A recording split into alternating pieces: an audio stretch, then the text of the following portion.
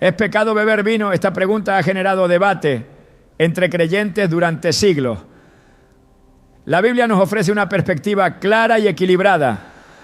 En Efesios 5:18 se nos advierte: no se embriaguen con vino, en lo cual hay disolución, más bien sean llenos del Espíritu. Aquí el problema no es el vino en sí, sino el abuso que puede llevar a la pérdida de control y alejarnos de Dios. Jesús mismo convirtió el agua en vino en las bodas de Caná, Juan 2:1-11, mostrando que su consumo moderado no es condenado. Sin embargo, ¿qué principios bíblicos deberían guiarnos en este tema? Hoy exploraremos lo que realmente enseña la palabra de Dios sobre el vino y su impacto en nuestra vida espiritual. ¿Es un simple placer permitido o un peligro latente? Quédate con nosotros para descubrir la verdad bíblica sobre este tema crucial. Desde los tiempos más antiguos, el vino ha sido una presencia constante en la historia de la humanidad. En la Biblia se menciona en contextos de alegría y celebración, pero también como una trampa que ha llevado a muchos a la ruina. Es un tema que ha dividido a creyentes a lo largo de los siglos. Algunos lo ven como un regalo de Dios, mientras que otros lo consideran un peligro del que hay que alejarse por completo. Pero la pregunta persiste, ¿no ve? ¿Es pecado beber vino? ¿Es una bendición o una amenaza? La palabra de Dios nos da respuestas claras y profundas. Desde Génesis hasta Apocalipsis, el vino aparece como símbolo de gozo, pacto y comunión, pero también como un factor de destrucción cuando es mal utilizado. En Salmos 104:15 se nos dice que Dios creó el vino para alegrar el corazón del hombre, mostrando que su propósito original no era negativo. Sin embargo, en Proverbios 20:1 también se nos advierte: el vino es escarnecedor, la bebida fuerte alborotadora, y cualquiera que por ello yerra no es sabio. Aquí surge una paradoja. ¿Cómo puede algo creado por Dios tener tanto potencial de bien como de mal? Para entenderlo, debemos remontarnos a los primeros relatos bíblicos donde el vino juega un papel clave. Noé, el hombre que halló gracia ante Dios y sobrevivió al diluvio, fue el primer agricultor en plantar una viña. Pero su historia nos deja una lección difícil. En Génesis 9:20-21 se nos dice que Noé comenzó a labrar la tierra y plantó una viña. Y bebió del vino y se embriagó y estaba descubierto en medio de su tienda. Este episodio marcó un punto de inflexión, porque la embriaguez de Noé trajo vergüenza sobre su familia y tuvo consecuencias que impactaron a generaciones. No fue el vino en sí lo que causó el problema, sino la falta de control sobre su consumo. A lo largo del Antiguo Testamento vemos otros casos donde el vino se convierte en una herramienta de perdición. En Proverbios 23:29-35 se describe el efecto de la embriaguez con palabras inquietantes. Para ¿quién será el ay? ¿Para quién el dolor? ¿Para quién las rencillas? ¿Para quién las quejas? ¿Para quién las heridas sin causa? ¿Para quién los ojos amoratados? Para los que se detienen mucho en el vino, para los que van buscando la mistura. Este pasaje no solo nos muestra la decadencia física y emocional del que se entrega al vino sin moderación, sino que nos deja una advertencia clave. El alcohol puede transformar la vida de una persona en un abismo de dolor y miseria. El Nuevo Testamento nos ofrece una perspectiva más amplia sobre el tema. Jesús mismo participó en celebraciones donde el vino era parte esencial. Su primer milagro registrado fue la conversión del agua en vino en las bodas de Caná. Juan 2:1 a 11. Este evento ha sido utilizado por muchos para argumentar que beber vino es completamente aceptable para los cristianos. Sin embargo, hay detalles que debemos considerar, pues. Jesús no convirtió el agua en cualquier vino, sino en un vino de calidad superior. Esto sugiere que su propósito no era simplemente proveer alcohol, sino mostrar una transformación espiritual más profunda.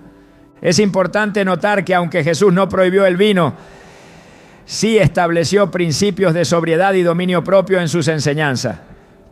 En Lucas 21:34 advirtió: mirad también por vosotros mismos, que vuestros corazones no se carguen de glotonería y embriaguez y de los afanes de esta vida, y venga de repente sobre vosotros aquel día. Este pasaje nos recuerda que el problema no es solo el vino, sino el abuso del mismo y su potencial para alejarnos de Dios.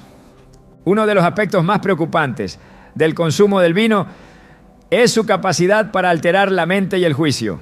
En la Biblia, muchas tragedias surgieron a raíz de la embriaguez. En el caso de Lot, después de la destrucción de Sodoma y Gomorra, sus propias hijas lo embriagaron con vino para cometer pecado con él. Génesis 19:30-36. Este relato nos muestra cómo el vino puede debilitar la voluntad y llevar a situaciones de pecado que en circunstancias normales jamás habrían ocurrido. A pesar de esto, en ciertos contextos bíblicos, el vino es usado con propósitos positivos. Pablo le aconseja a Timoteo en 1 Timoteo 5:23: ya no bebas agua, sino usa de un poco de vino por causa de tu estómago y de tus frecuentes enfermedades. Esto indica que el vino también tenía un valor medicinal en tiempos antiguos. No obstante, el énfasis aquí está en la moderación. Pablo no le dice a Timoteo que beba vino libremente, sino que lo use de manera específica y limitada. El problema del vino no es su existencia, sino el poder que puede llegar a tener sobre la vida de una persona. En Efesios 5:18 se nos dice claramente: no os embriaguéis con vino en lo cual hay disolución. Antes, bien, sed llenos del Espíritu. Esta es una de las claves más importantes para comprender el tema. Dios no quiere que nada en nuestra vida nos controle más que su Espíritu. Si el vino se convierte en un hábito que nos aleja de la comunión con Dios, si nos lleva a tomar decisiones que comprometen nuestra santidad, entonces se convierte en un obstáculo en nuestro caminar espiritual. En la sociedad actual, el consumo de alcohol se ha normalizado de tal manera que muchos ya no ven los peligros que conlleva. Sin embargo, incluso el mundo secular reconoce que el abuso del alcohol es un problema grave. Familias destruidas, accidentes fatales, violencia y enfermedades son solo algunas de las consecuencias de un consumo descontrolado. Si esto es evidente desde una perspectiva científica y social, cuanto más desde una perspectiva espiritual. La verdadera pregunta que todo cristiano debe hacerse no es simplemente si es pecado beber vino, sino qué impacto tiene en su vida y en su relación con Dios. 1 Corintios 10:23 nos dice: todo me es lícito, pero no todo conviene. Todo me es lícito, pero no todo edifica. Aquí encontramos la clave para tomar decisiones sabias. Aunque algo no sea categóricamente pecado, si no edifica, si no nos acerca más a Dios, si puede convertirse en una puerta abierta al enemigo, entonces debemos reconsiderarlo seriamente. A lo largo de la historia, muchos han caído por el engaño de pensar que tienen control sobre el vino solo para darse cuenta demasiado tarde de que el vino tenía control sobre ellos. Es un tema que no puede tomarse a la ligera. Si el propio Jesús nos advirtió sobre la embriaguez, si Pablo estableció límites claros para los creyentes, si la Biblia nos muestra una y otra vez las consecuencias de perder el dominio propio, entonces es una señal de que debemos caminar con cautela. La conclusión es que el vino, como tantas otras cosas en la vida, requiere sabiduría y discernimiento. La Biblia no prohíbe su consumo de manera absoluta, pero sí nos llama a la prudencia. En última instancia, la decisión de beber vino debe pasar por un filtro espiritual. ¿Me aleja de Dios o me mantiene firme en su voluntad? Si hay dudas, si hay riesgo de tropiezo, si hay una lucha interna, entonces la respuesta es clara. A lo largo de este estudio iremos desglosando cada uno de los aspectos cruciales sobre este tema. Veremos lo que realmente significó el milagro del vino en Caná, analizaremos el verdadero peligro de la embriaguez y exploraremos cómo nuestro testimonio como cristianos puede verse afectado por nuestras decisiones. La Biblia tiene mucho que decir al respecto y cada respuesta nos llevará a una verdad más grande. Dios nos llama a la libertad, no a la esclavitud de ningún hábito. El primer milagro registrado en la vida de Jesús ha sido motivo de debate durante siglos. En las bodas de Caná, cuando el vino se terminó, su madre se acercó a él y con solo unas palabras el agua se transformó en un vino de calidad superior. Este pasaje ha sido interpretado de muchas maneras, pero la pregunta sigue en el aire. ¿Aprueba Dios el consumo de vino? La Escritura no deja cabos sueltos y cuando se analiza a la luz del contexto, el propósito de este milagro revela algo mucho más profundo que una simple bebida en una celebración. En Juan 2, 6 a 10 se describe cómo Jesús ordenó llenar 6 tinajas de piedra con agua y al presentarlas al maestresala, este reconoció que el vino que se había servido ahora era de una calidad excepcional. Esto es significativo porque en la cultura judía el vino no solo se usaba para celebraciones, sino que tenía un significado espiritual dentro de los pactos y las bendiciones de Dios. No es casualidad que el primer milagro de Jesús involucrara una transformación, porque en su ministerio constantemente enseñó que lo viejo debía dar paso a lo nuevo. Este vino simbolizaba el nuevo pacto que él traería, una gracia superior a la que antes había sido dada. El hecho de que Jesús hiciera vino y permitiera que fuera bebido en la boda no implica que promoviera la embriaguez. En ningún momento se dice que alguien se excedió o perdió el control. La Biblia es clara en distinguir el consumo moderado de la embriaguez. Proverbios 31, 4 a 5, advierte a los reyes y gobernantes sobre el peligro de perder el juicio a causa del vino, indicando que el problema no es el vino en sí, sino lo que ocurre cuando se convierte en un medio de escape o irresponsabilidad.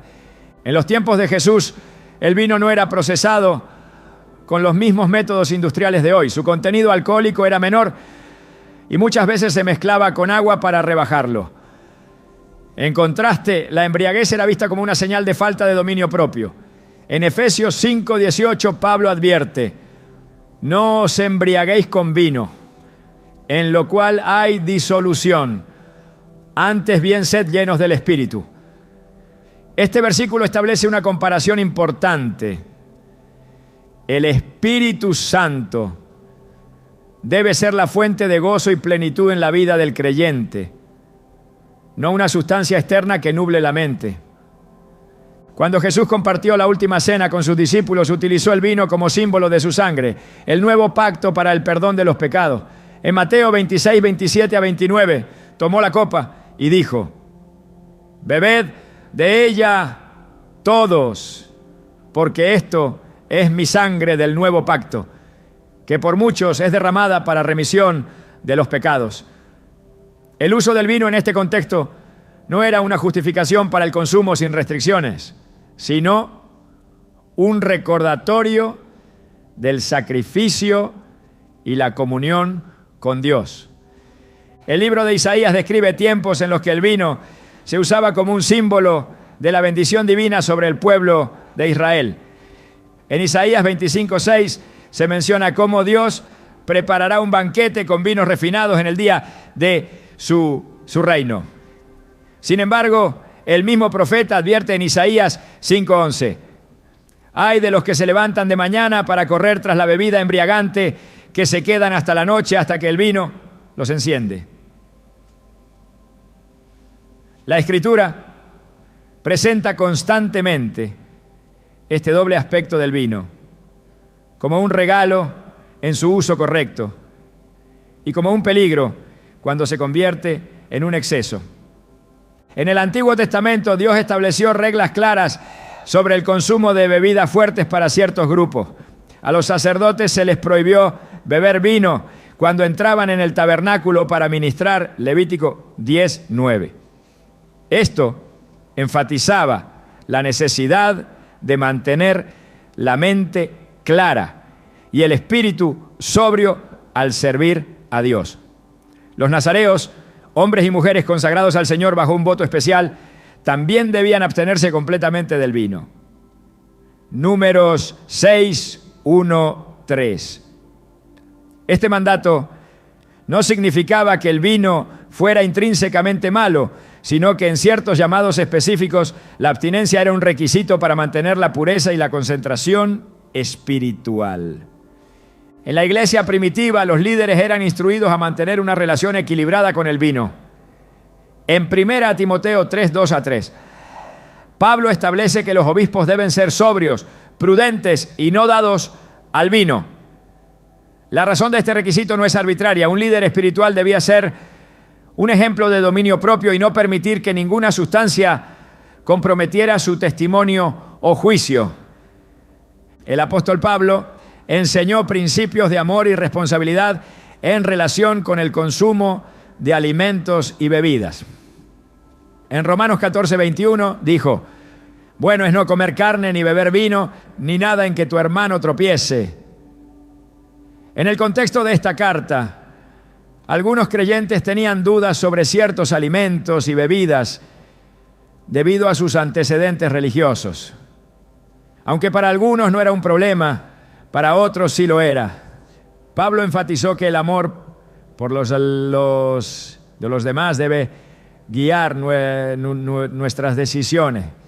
Si algo que es permitido causa tropiezo a otro, es mejor evitarlo por consideración a su crecimiento espiritual, ¿no? El libro de Oseas registra cómo Israel, cuando se alejó de Dios, cayó en un estilo de vida desordenado, donde el vino jugó un papel destructivo.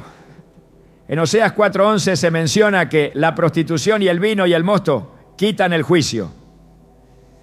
Este pasaje destaca cómo el abuso del vino llevó a la insensatez y la pérdida del discernimiento espiritual. El rey Salomón, a quien se le concedió una sabiduría incomparable, escribió sobre la vanidad de los placeres y la búsqueda de satisfacción en el vino. En Eclesiastés 2:3 dice: propuse en mi corazón agasajar mi carne con vino, y que anduviese mi corazón en sabiduría, hasta ver cuál fuese el bien de los hijos de los hombres.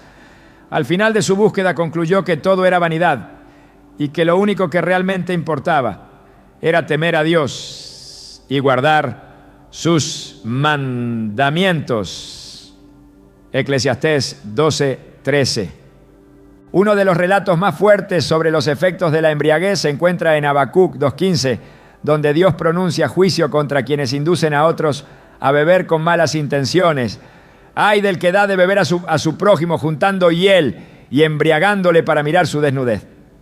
Esto demuestra que la embriaguez no solo afecta a la persona que la experimenta, sino que también puede ser usada como un medio de manipulación y pecado. El propósito de Dios para su pueblo siempre ha sido la sobriedad, la prudencia y la dependencia de su espíritu antes que de cualquier sustancia terrenal. El problema no es el vino en sí, sino el abuso del mismo y la facilidad con la que puede apartar a una persona de la voluntad de Dios. La Biblia nos llama a ejercer dominio propio en todas las áreas de la vida, incluyendo lo que consumimos. Cada creyente debe evaluar su relación con el vino a la luz de la Escritura, considerando si fortalece o debilita su caminar con Dios. En todo momento el llamado de Dios es a una vida de santidad y equilibrio, sin que nada tenga más control sobre la mente y el corazón que su espíritu. El peligro del vino no radica únicamente en su existencia, sino en el poder que puede ejercer sobre la vida de una persona cuando su consumo deja de ser moderado y se convierte en una puerta abierta a la falta de control. La Biblia no deja lugar a dudas sobre las consecuencias de la embriaguez. En Proverbios 23, 31 a 32 se advierte: no mires al vino cuando rojea, cuando resplandece su color en la copa. Al fin, como serpiente morderá y como áspid dará dolor. La advertencia no es exagerada ni simbólica. Revela la realidad de un corazón que se deja llevar por los placeres momentáneos sin medir las consecuencias que vendrán después.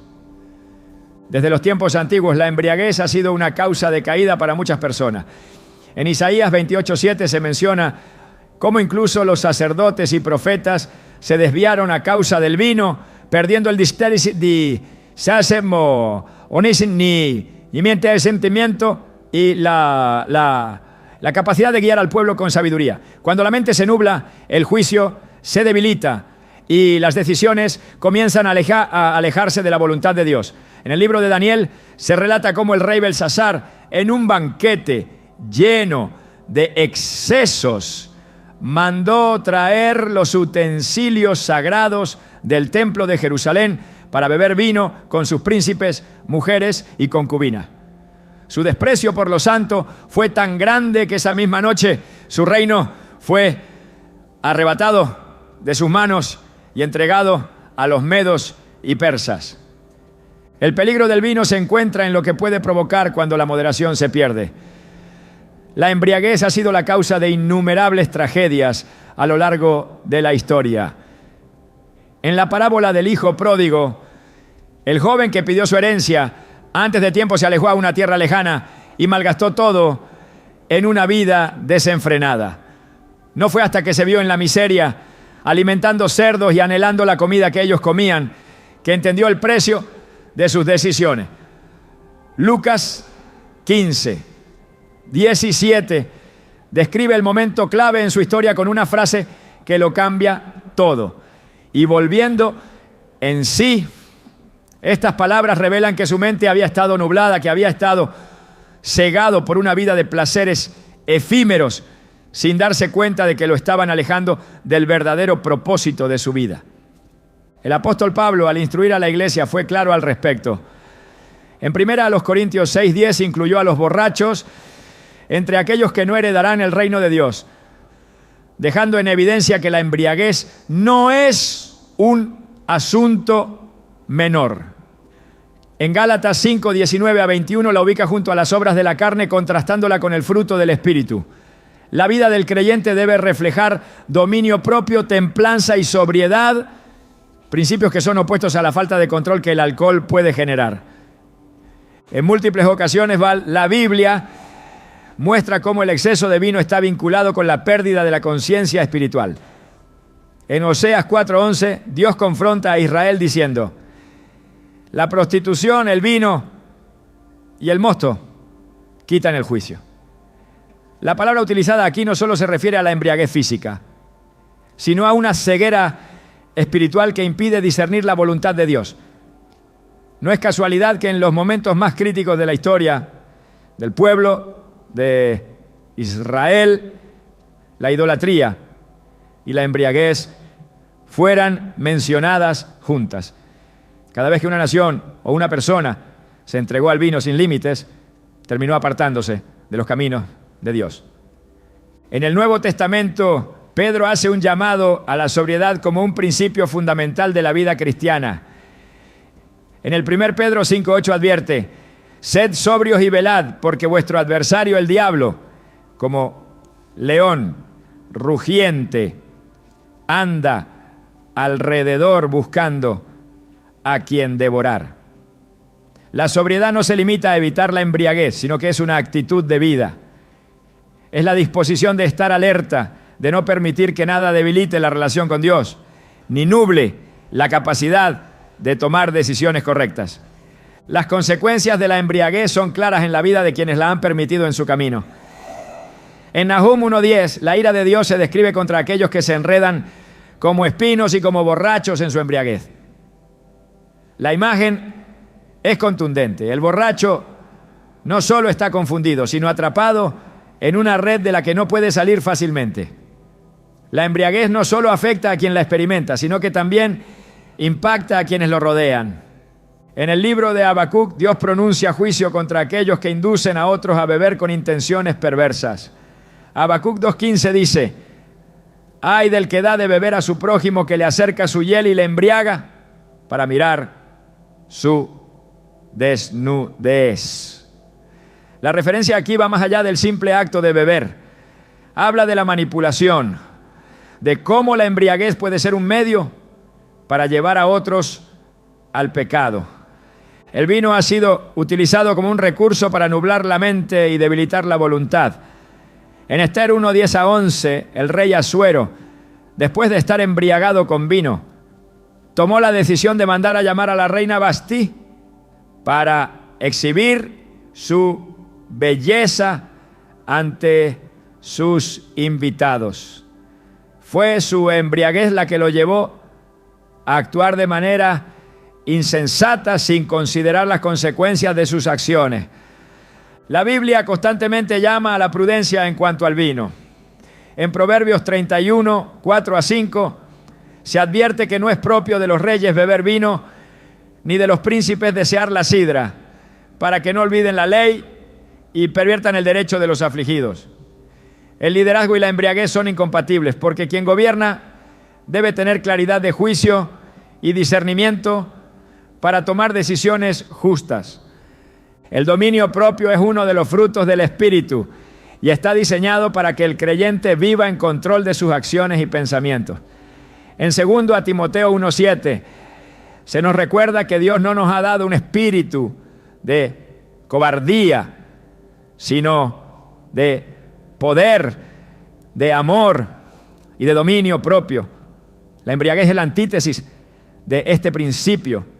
Si el dominio propio es una señal de la presencia de Dios en la vida de alguien, la falta de control es una señal de que algo más ha tomado el lugar que solo Él debe ocupar. A lo largo de la historia bíblica, los momentos de mayor desvío espiritual estuvieron marcados por el abuso del vino. Cuando Israel se apartó de Dios y cayó en la idolatría, la embriaguez estuvo presente como parte del deterioro moral y espiritual. Isaías 5:22 pronuncia un juicio claro. Ay de los que son valientes para beber vino y hombres fuertes para mezclar bebida. La cultura que glorifica la capacidad de beber sin medida es la misma que lleva a la destrucción. El contraste entre la embriaguez y la llenura del Espíritu Santo es evidente en toda la Escritura.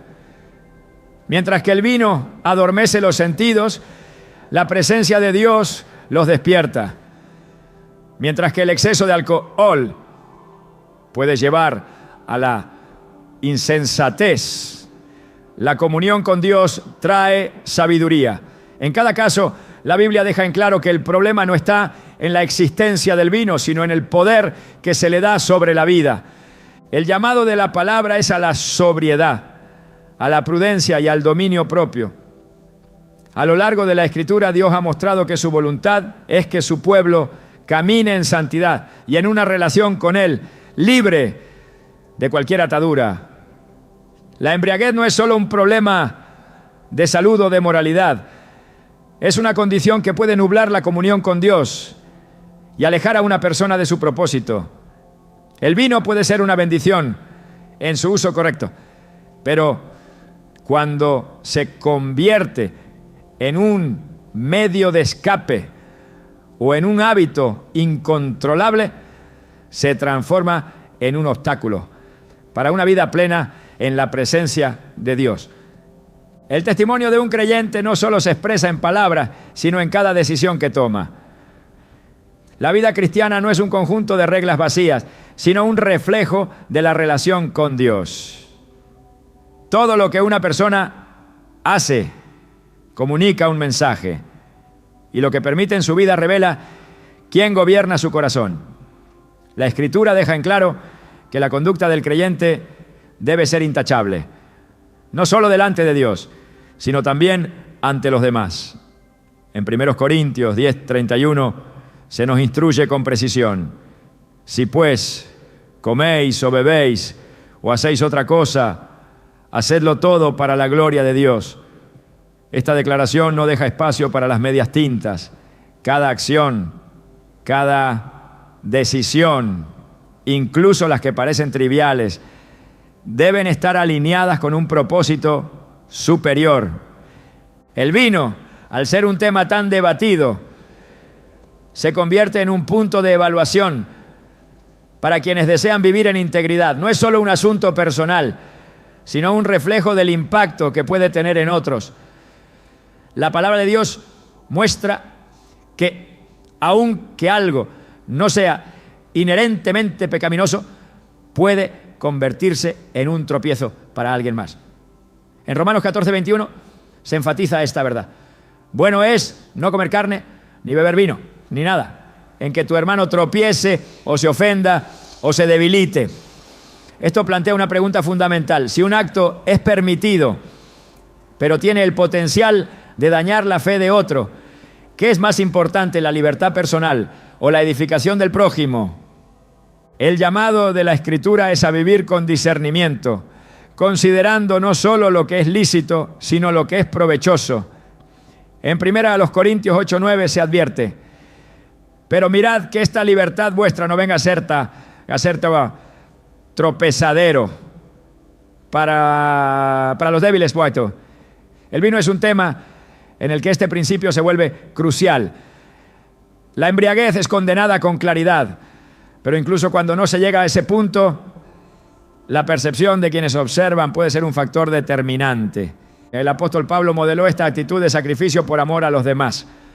En 1 Corintios 9:22 dijo: me he hecho débil a los débiles para ganar a los débiles.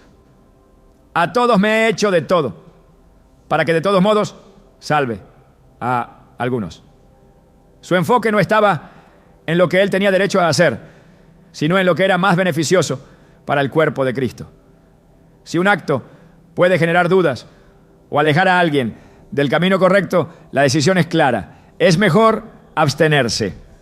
La imagen que un creyente proyecta es un testimonio vivo del Evangelio.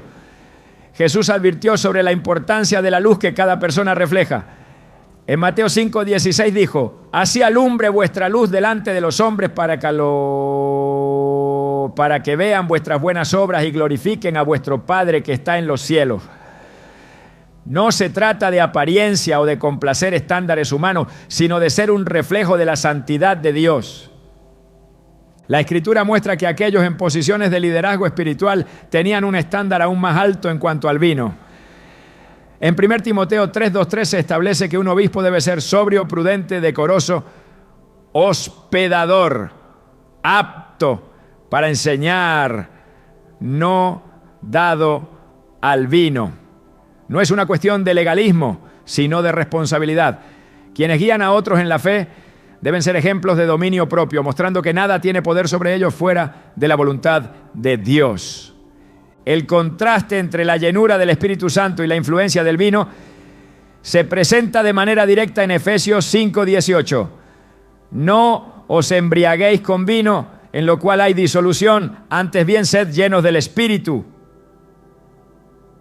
La comparación no es accidental. Mientras que el vino puede nublar la mente y llevar a la falta de control, la presencia de Dios trae claridad, sabiduría y dirección.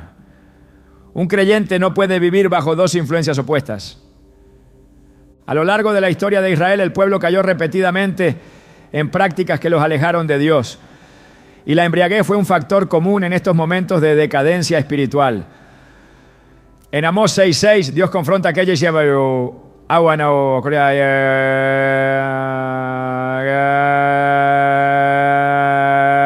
beben vino en tazones y se ungen con los ungüentos más preciosos y no se afligen por la ruina de José. La indiferencia y el exceso estaban ligados a una falta de sensibilidad espiritual. El dominio propio es una marca distintiva de aquellos que viven bajo el gobierno de Dios.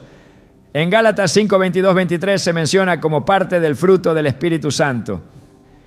No es un asunto de restricciones externas, sino de una transformación interna que permite a la persona vivir en libertad sin ser esclava de ningún hábito o sustancia. El creyente es llamado a ser un ejemplo en todo aspecto de su vida. En el 1 Pedro 2:12 se instruye: manteniendo buena vuestra manera de vivir entre los gentiles, para que en lo que murmuran de vosotros como de malhechores, glorifiquen a Dios en el día de la visitación al considerar vuestras buenas obras. Cada decisión comunica un mensaje. Cuando el mundo observa, lo que ve debe ser un reflejo de la naturaleza de Dios. El estándar de Dios no cambia con las tendencias de la sociedad.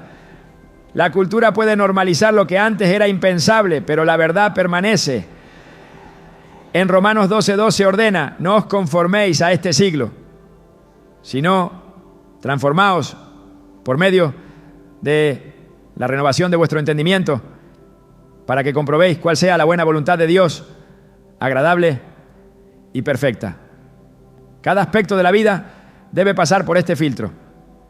El creyente no solo es responsable de su caminar personal, sino de cómo influye en otros. Jesús dejó claro que causar tropiezo a un hermano es un asunto serio. En Mateo 18:6 declaró: y cualquiera que haga tropezar a uno de estos pequeños que creen en mí, mejor le fuera que se le colgase al cuello una piedra de molino de asno y que se le hundiese en lo profundo del mar. El testimonio no es opcional, es un llamado a vivir con responsabilidad y conciencia del impacto que cada acción puede tener en la fe de los demás. La obediencia a Dios no se basa en lo que es permitido, sino en lo que edifica. En Filipenses 1:10 se insta a los creyentes a aprobar lo mejor para que seáis sinceros e irreprensibles para el día de Cristo. Este principio es una guía clara para evaluar cada decisión. La pregunta no es si algo es prohibido, sino si es lo mejor, lo más elevado, lo que glorifica a Dios sin ninguna sombra de duda. El llamado a la santidad no es una carga, sino un privilegio. En 2 Corintios 7, uno se exhorta a los creyentes a limpiarnos de toda contaminación de carne y de espíritu, perfeccionando la santidad en el temor de Dios. No se trata de cumplir reglas, sino de reflejar el carácter de Dios en cada aspecto de la vida. El vino puede ser visto como un simple elemento cultural, pero en la vida del creyente es un punto de decisión que revela prioridades. La Escritura enseña que la verdadera satisfacción no se encuentra en lo terrenal, sino en la comunión con Dios.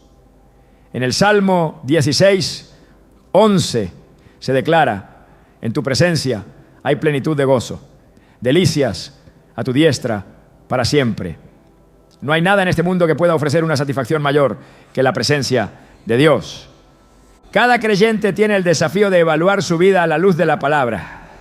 En 2 Timoteo 2:21 se dice: así que si alguno se limpia de estas cosas, será instrumento para honra, santificado, útil al Señor y dispuesto para toda buena obra. No es una cuestión de restricciones, sino de propósito. La pregunta no es cuánto se puede hacer sin caer en pecado, sino cuánto se está dispuesto a sacrificar para vivir en la plenitud de la voluntad de Dios. El testimonio es más que palabras.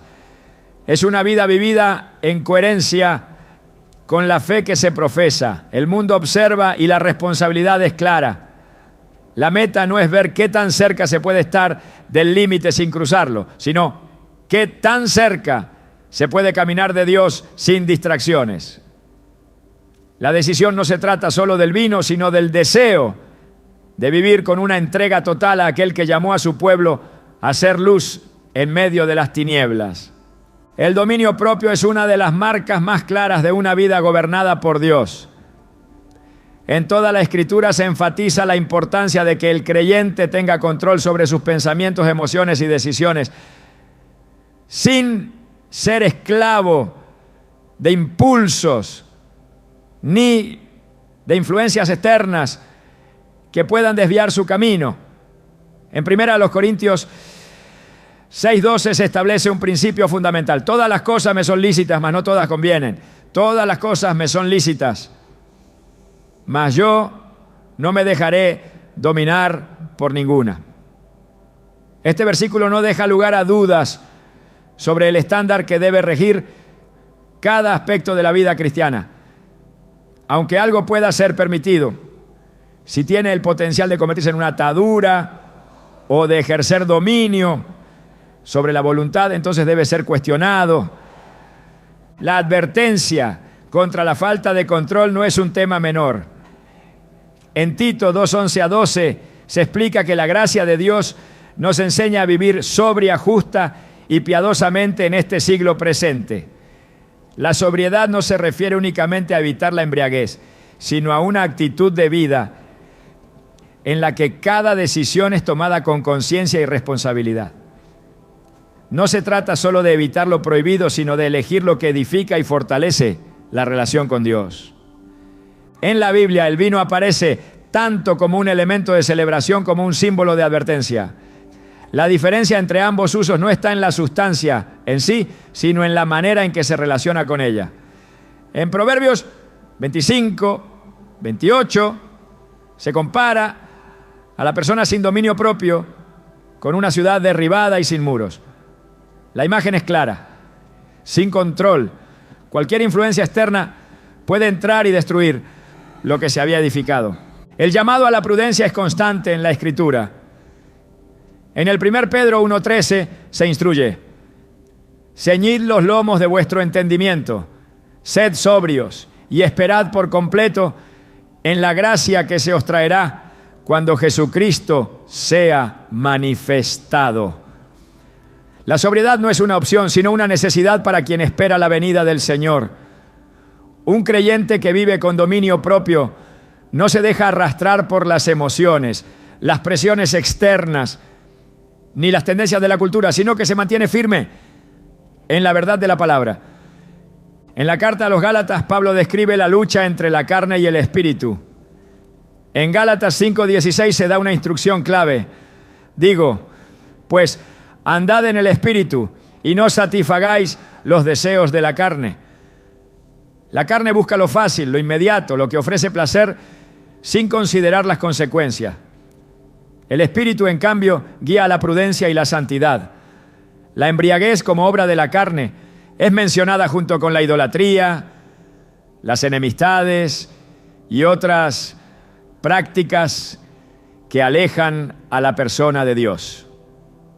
El contraste entre vivir bajo la influencia del vino y vivir bajo la influencia del Espíritu Santo es evidente en Efesios 5:18. No os embriaguéis con vino, en lo cual hay disolución, antes bien sed llenos del Espíritu.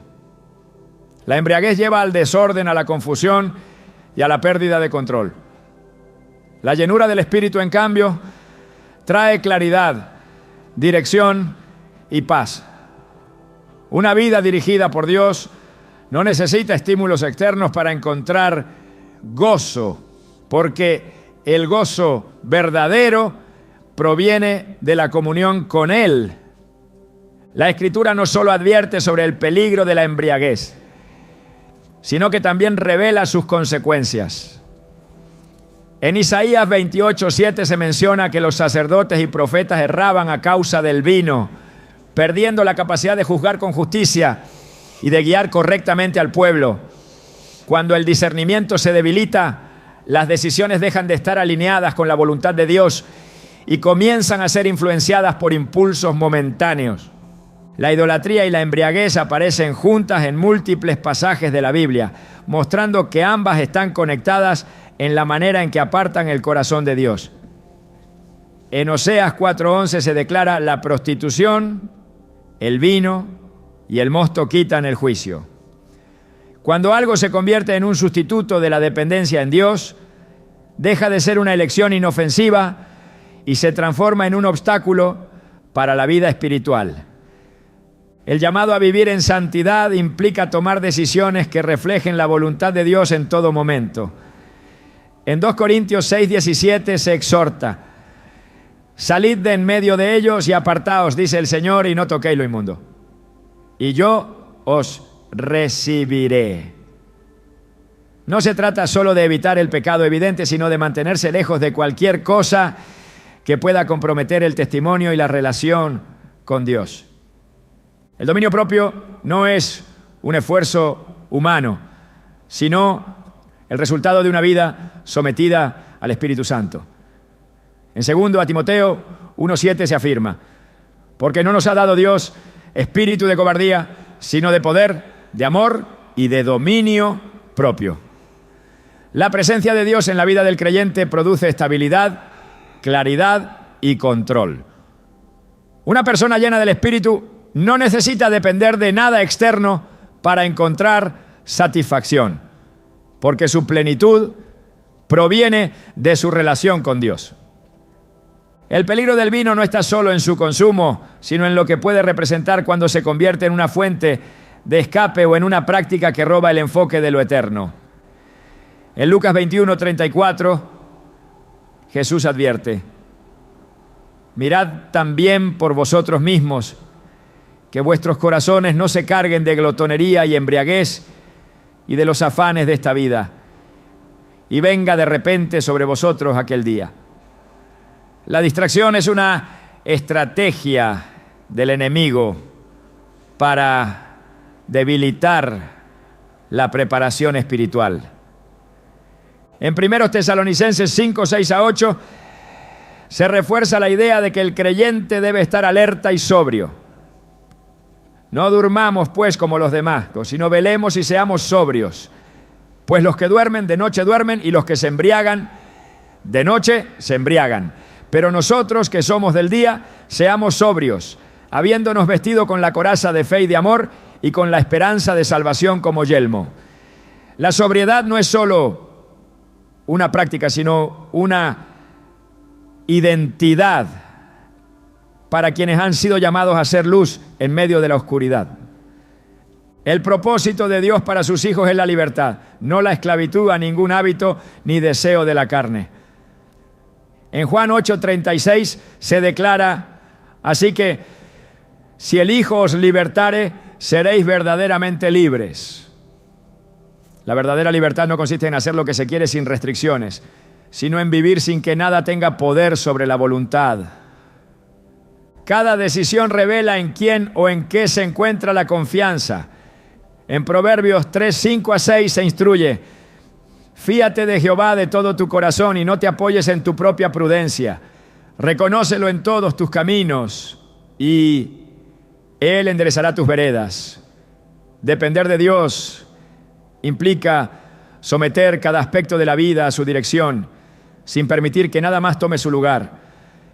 En Romanos 13:13-14 se presenta un llamado a la pureza y a la preparación para la venida del Señor. Andemos como de día honestamente, no en glotonerías y borracheras, no en lujurias y lascivia, no en contiendas y envidia, sino vestíos del Señor Jesucristo y no proveáis para los deseos de la carne.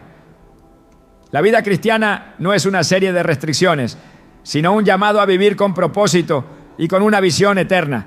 El dominio propio no es solo una disciplina, sino una evidencia de la obra de Dios en la vida de un creyente.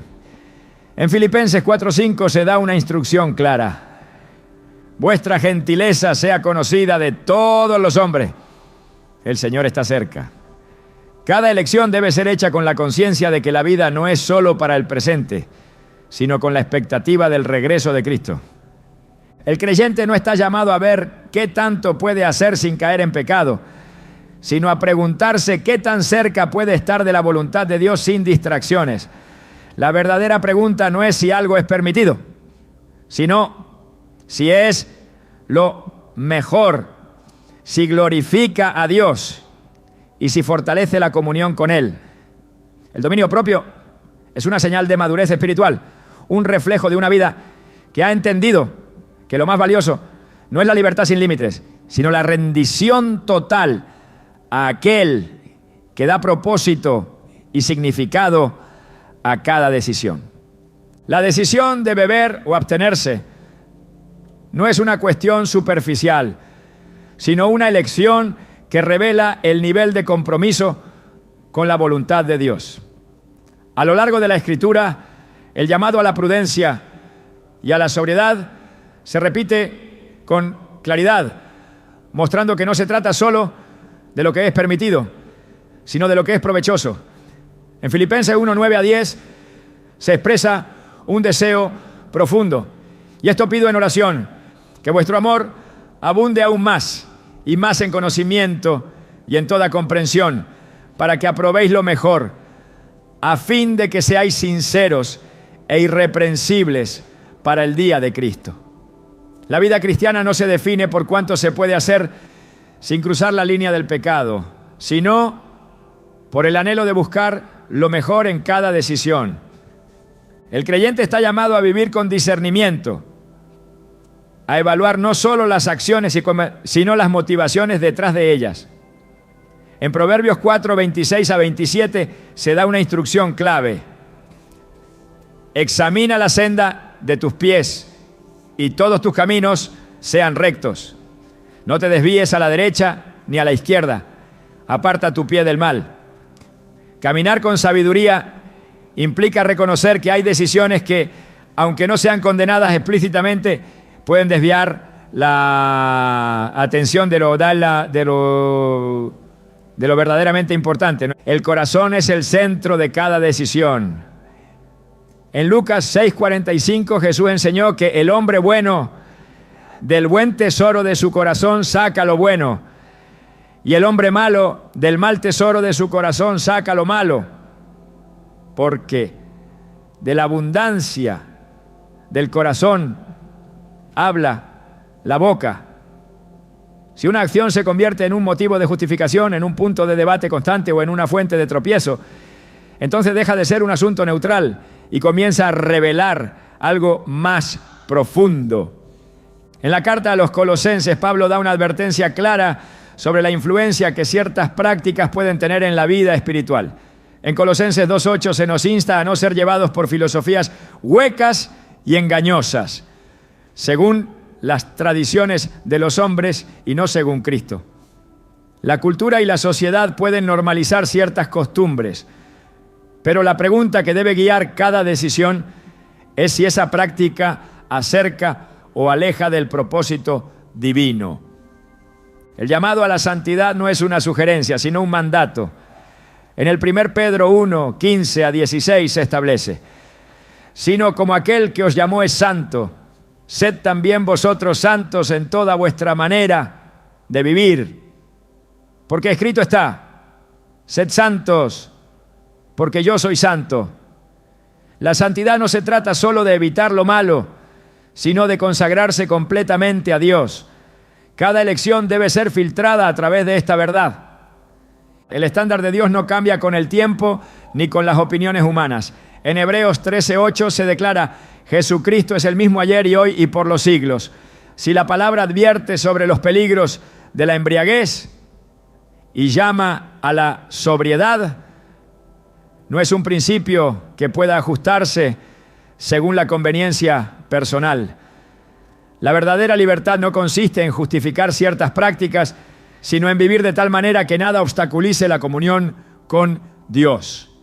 El creyente es llamado a evaluar continuamente su vida a la luz de la palabra.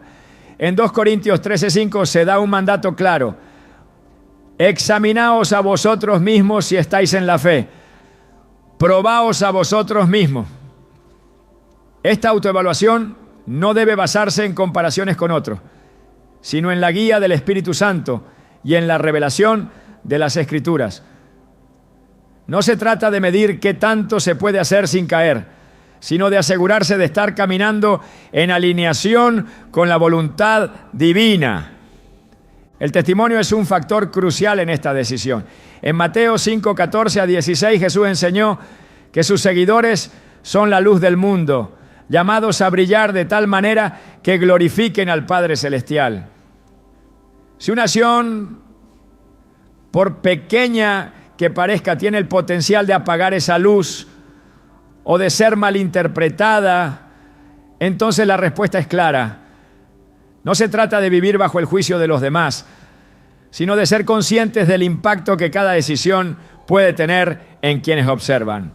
En 1 Corintios 8:13, Pablo expresó su determinación de evitar cualquier cosa que pudiera ser un tropiezo para otro creyente, por lo cual, si la comida le es a mi hermano ocasión de caer, no comeré carne jamás, para no poner tropiezo a mi hermano. Su enfoque no estaba en defender su libertad, sino en edificar la fe de quienes lo rodeaban. La misma actitud debe guiar cada elección. La influencia de lo externo en la vida espiritual es un tema recurrente en la Biblia. En el 1 Juan 2:15-16 se advierte contra el amor por el mundo y sus deseos, porque estos no provienen del Padre. La embriaguez, el desenfreno y la falta de dominio propio son promovidos como parte de una cultura que valora el placer inmediato sobre la disciplina espiritual. El creyente debe ser intencional en proteger su corazón de aquello que pueda debilitar su relación con Dios. La dependencia de cualquier sustancia o hábito es un síntoma de una necesidad más profunda. En Juan 4:14, Jesús habló del agua viva que sacia para siempre, en contraste con las cosas temporales que nunca pueden llenar el vacío del alma. Cualquier cosa que se convierte en un medio de escape o de satisfacción fuera de Dios está ocupando un lugar que solo Él debe tener. En 1 Corintios 9:25-27, Pablo usa el ejemplo de un atleta que disciplina su cuerpo para alcanzar la meta. La vida cristiana requiere esa misma determinación. No se trata solo de evitar el pecado, sino de vivir con un propósito claro, renunciando a todo lo que pueda impedir el avance hacia la madurez espiritual. El llamado a la sobriedad está conectado con la preparación para la venida de Cristo. En Lucas 21:36 Jesús dijo: velad pues en todo tiempo, orando que seáis tenidos por dignos de escapar de todas estas cosas que vendrán y de estar en pie delante del Hijo del Hombre.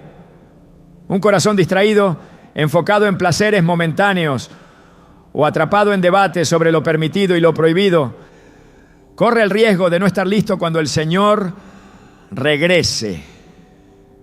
El verdadero gozo no se encuentra en lo material, sino en la presencia de Dios. En Salmos 16:11 se declara: en tu presencia hay plenitud de gozo, delicias a tu diestra para siempre. No hay nada en este mundo que pueda ofrecer una satisfacción más grande que la comunión con Él. Cualquier cosa que compita con esa relación debe ser reconsiderada. El Espíritu Santo es el guía que permite tomar decisiones correctas. En Juan 16:13 se promete que Él nos conducirá a toda verdad. La dirección de Dios no se basa en preferencias personales, sino en principios eternos que excepto llevan a una vida de paz y plenitud, ¿no? El creyente no está llamado a justificar sus decisiones con argumentos humanos, ¿no?, sino a rendirse completamente a la voluntad de Dios. En Romanos 14:23 se establece un principio fundamental: todo lo que no proviene de fe es pecado. Si una práctica genera dudas, inquietud o división, es una señal de que debe ser reevaluada. El mensaje de la Biblia no está diseñado para limitar, sino para liberar. En Gálatas 5:1 se nos exhorta: estad pues firmes en la libertad con que Cristo nos hizo libres, y no estéis otra vez sujetos al yugo de esclavitud. La verdadera libertad no consiste en hacer lo que se quiere sin restricciones, sino en vivir de tal manera que nada tenga poder sobre la vida, excepto la voluntad de Dios. En cada decisión la pregunta clave no es si algo es pecado, sino si glorifica a Dios. En 1 Corintios 10, 31 se resume este principio. Si pues coméis o bebéis o hacéis otra cosa, hacedlo todo para la gloria de Dios. Nada en la vida del creyente debe quedar fuera de este estándar. La verdadera sabiduría consiste en elegir lo que edifica, lo que fortalece el testimonio y lo que mantiene el corazón alineado con la voluntad de Dios. El mayor desafío no es determinar qué es permitido, sino decidir qué es lo mejor.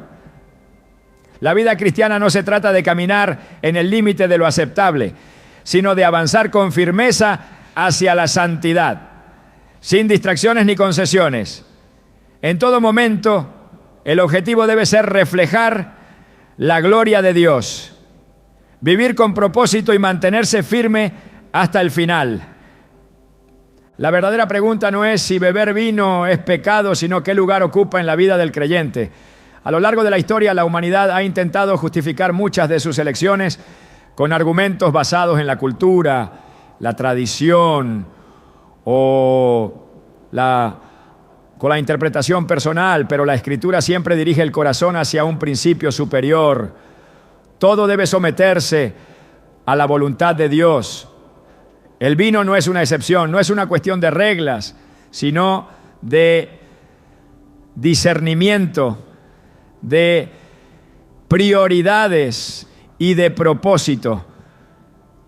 El mundo siempre ofrecerá razones para justificar cualquier práctica, pero el creyente no se mueve por argumentos humanos, sino por la dirección del Espíritu Santo. En cada decisión, la verdadera sabiduría no se encuentra en preguntar ¿qué tanto puedo hacer sin caer en pecado?, sino en cuestionar si aquello edifica, si fortalece la relación con Dios y si refleja su gloria. No es una cuestión de restricciones externas, sino de una vida que ha entendido que todo lo que no contribuye a la santidad es una distracción del propósito eterno. Jesús llamó a sus seguidores a ser luz en un mundo en tinieblas. No a imitar las costumbres de la sociedad, sino a ser diferentes, a marcar la diferencia. La pregunta no es si algo es permitido, sino si es útil para la misión que Dios ha dado. En la eternidad, muchas de las cuestiones que hoy parecen fundamentales perderán relevancia, pero las decisiones tomadas en la tierra definirán la recompensa en el cielo. La embriaguez no es solo una falta de control físico, sino también una condición espiritual. Una vida distraída, gobernada por placeres momentáneos o buscando justificaciones en lugar de dirección, ya está en un estado de embriaguez del alma. La relación con Dios no se mide por lo que se evita, sino por lo que se busca. Un creyente maduro no es aquel que se enfoca en los límites, sino el que tiene su mirada puesta en lo eterno. No hay espacio para la mediocridad en el camino de la fe. Cada día es una oportunidad para decidir entre lo bueno y lo mejor, entre lo permitido y lo que lleva a una vida de plenitud en Dios. El vino, como cualquier otra cosa en la vida, solo tiene poder sobre aquel que se lo permite. No es la sustancia lo que esclaviza, sino la falta de discernimiento en su uso. Dios no llama a sus hijos a vivir en una constante justificación de sus acciones, sino a una vida de total rendición a su voluntad. La verdadera libertad no se encuentra en ejercer derechos personales, sino en renunciar a todo aquello que pueda ser un obstáculo en la búsqueda de lo eterno. Cuando la pregunta ya no es qué está permitido, sino qué glorifica más a Dios, entonces se ha comprendido el verdadero propósito de la vida cristiana. No se trata de debatir, sino de decidir. No se trata de encontrar justificaciones, sino de vivir con convicción. En última instancia, cada acción refleja a quién realmente se está sirviendo.